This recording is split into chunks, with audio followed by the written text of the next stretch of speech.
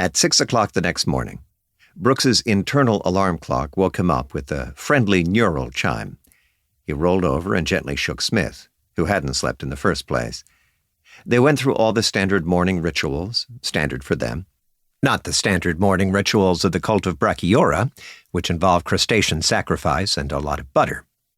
At 8 o'clock on the dot, the doorbell rang. Brooks and Smith were clothed and ready, seated on the couch. To the casual observer, they might have appeared overdressed in their suits and ties, but they almost always dressed like that. For one, suits made them seem like authoritative professionals rather than frenzied improvisers. Then there was the preferential treatment. Catch someone in sweatpants trespassing, that's an arrest. Catch someone in a suit doing the exact same thing, clearly a misunderstanding, officer. Note, results may vary based on skin tone, because cops are racist and that's a bad thing. Some cops.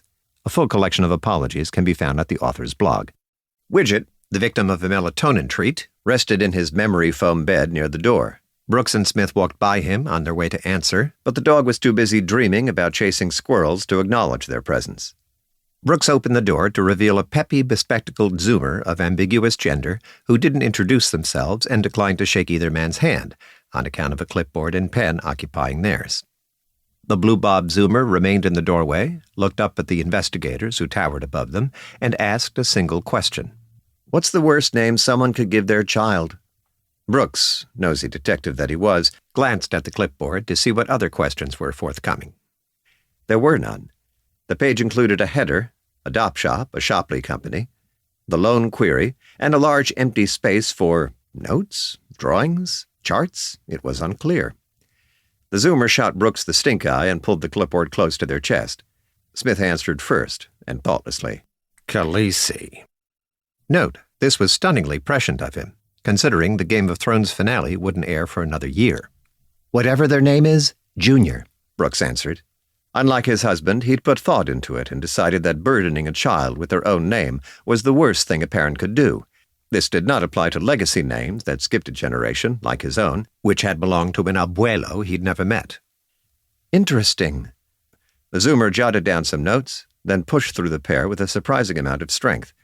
Brooks was himself the bearer of a surprising amount of strength, but he let the obvious intern pass.